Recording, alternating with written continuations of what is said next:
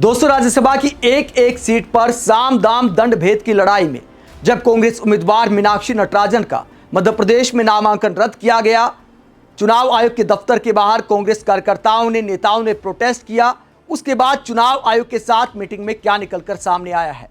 पहले रात को ज्ञापन दिया था, आज चुनाव आयोग के अधिकारियों के साथ मीटिंग की और जिसमें कांग्रेस के वरिष्ठ नेता शामिल रहे। और उसके बाद क्या बातचीत हुई, पहले बातचीत जरा सुनिए कि क्या कहा कांग्रेस नेताओं ने चुनाव आयोग से मीटिंग के बाद।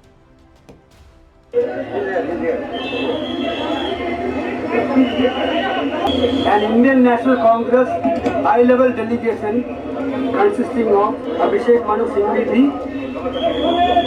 Vivek Thankar ji, Jandeep Singh Sotiawala ji, Jairam Ramesh ji, Deepa Das Tulsi ji, Bhupesh Baghel ji, Meenakshi Natarajan ji and myself met Chief Election Commissioner and other commissioners, and we had a detailed discussion with the facts and figures with the Election Commission of India. The details of the discussion will be revealed by Abhishek Manu Singhvi ji. दोस्तों, मैं बहुत संक्षिप्त में बोलूँगा, अंग्रेजी और हिंदी में। आप जरा शांत रहें। जैसा कि वेणुगोपाल जी ने बताया, हमने विस्तृत रूप से डेलीगेशन ने उनके समक्ष ये मुद्दे रखे।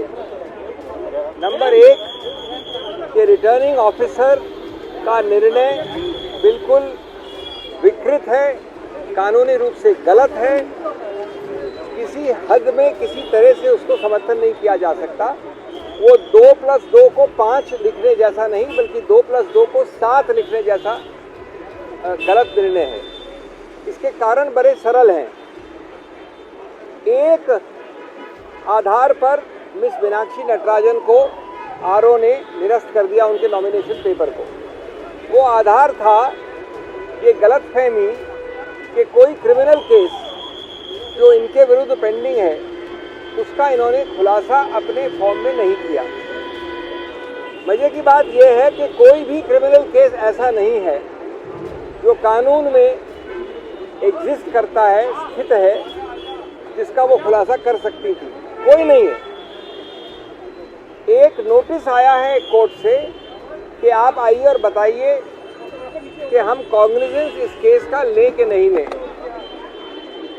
ये पहली कक्षा का कानूनी विद्यार्थी जानता है कि कॉग्निजेंस यानी संज्ञान लेना एक प्राथमिक स्टेज होती है मैजिस्ट्रेट द्वारा, और वो इसलिए ली जाती है कि मैं ये निर्णय करूं कि ये केस आगे चलना चाहिए कि नहीं। बिना कॉग्निजेंस के कोई भी क्रिमिनल केस जन्मता ही नहीं है, क्रिएट ही नहीं होता है। अब मजे की बात यह है कि जो इलेक्शन कानून है, जो चुनाव आयोग का कानून है, जिसमें ये खुलासा की उत्तरदायित्व है, उसमें लिखा है स्पष्ट कि आपको सिर्फ वो वाला खुलासा करना है जिसमें अपराध अगर प्रूव हो तो दंड 2 वर्ष से ज़्यादा हो और जिसमें चार्जेस फ्रेम हो चुके हों।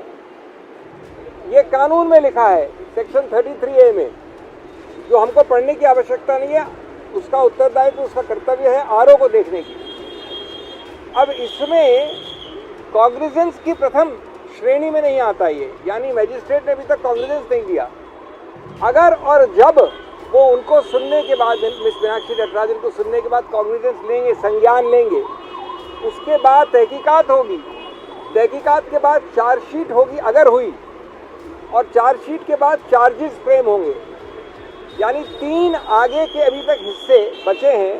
प्राथमिक हिस्सा संज्ञान का नहीं हुआ और आरओ ने मान लिया कि ये एक क्रिमिनल केस पेंडिंग है। ये जैसा मैंने कहा 2+2 को 7 लिखने वाली गलती है। इसके अलावा हमने कई मुद्दे और रखे और कहा कि इस प्रकार की एक बेहूदी गलती के कारण कोई भी राज्यसभा का नामांकित व्यक्ति शुरुआत में ही निरस्त नहीं किया जा सकता।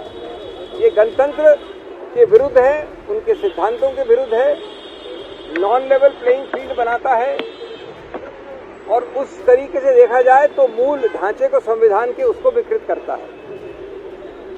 आप पहले ही किसी को रेस से हटा देते हैं जिससे कोई चुनाव ही ना हो। उन्होंने ये बातें सुनी हमने और भी कई दलीलें रखे और उसमें हमने अंतिम ये कहा कि आपके पास ये पूरा अधिकार क्षेत्र है, यानी चुनाव आयोग के पास ये कहने की आवश्यकता नहीं है कि आप जाइए कोर्ट कचहरी या आप रुकिए 3, 4, 5 साल तक, दूसरा गलत व्यक्ति चुनावित हो जाए, ये पहली बार हट जाए, 3 साल 4 साल बाद आप आइए चुनाव याचिका में जाके। आपके पास यानी चुनाव आयोग के पास ये पूर्ण रूपेण अधिकार क्षेत्र है कि आप आरओ जो आपका एक एक्सटेंशन है उसके निर्णय को रिवर्स कर दें। आज विड्रॉल की तारीख है, आप बिल्कुल विड्रॉ कर सकते हैं उस ऑर्डर को, उसको निरस्त कर सकते हैं। आपने हरियाणा में जब 2 व्यक्तियों को गलत रूप से रिजेक्ट किया गया था या करा जा रहा था तो आपने हस्तक्षेप करके उसको सही किया था। आपने गुजरात में जो बैलेट कास्ट हो गए थे उनको भी फिर ठीक करने का प्रयत्न किया है। इसलिए बिल्कुल आप किसी रूप से अधिकार क्षेत्र के बिना हो या हेल्पलेस हो, ये गलत बात है। तो वरिष्ठ वकील और कांग्रेस नेता अभिषेक मनु सिंघवी ने ज्ञानेश कुमार जी को साफ साफ बताया कि 2+2 7 लिखने जैसा मामला है। अब देखना यह होगा कि चुनाव आयोग क्या फैसला लेता है।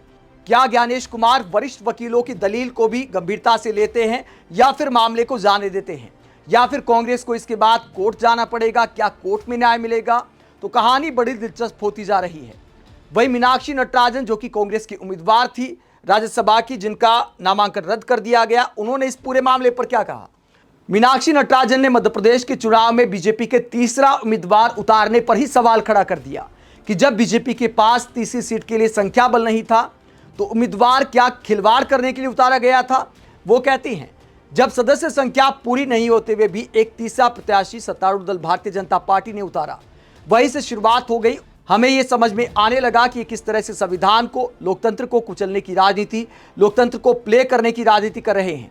एसआईआर के बहाने और अलग अलग हथकंडे अपनाकर वोट चोरी तक को मामला एसआईआर के बहाने और अलग अलग हथकंडे अपनाकर वोट चोरी तक जो मामला सीमित था, आज वो सीट चोरी में बदल गया मामला। अब ये साफ हो गया है कि यहां पर राज्यसभा के चुनाव को भी जैसे इन्होंने मध्य प्रदेश में पिछले समय में कोऑपरेटिव के चुनाव और अन्य चुनाव को किया है, वैसा ही बनाने की कोशिश हो रही है। आगे मीनाक्षी नटराजन कहती हैं, एक तरफ ये महिलाओं की बात करते हैं, दूसरी तरफ उन्होंने जिस तरह के हथकंडे अपनाए, पहला सदस्य संख्या ना होने पर भी एक कैंडिडेट मैदान में उतारा, फिर जब उन्हें दिखा कि ये तो यूनाइटेड हाउस है, यानी कांग्रेस में एकजुटता है, उनको 3 दिन से इस बात के संकेत मिल गए थे कि ये डिवाइडेड हाउस नहीं है, यूनाइटेड हाउस है जो हमसे लड़ रही है, तो उन्होंने एक लीगल नोटिस की आड़ में, जो कि अभी जिसका कोग्निजेंस भी नहीं हुआ था, जो संज्ञान में भी नहीं आया था, उसके आधार पर इलेक्शन पिटीशन को चुनौती दी।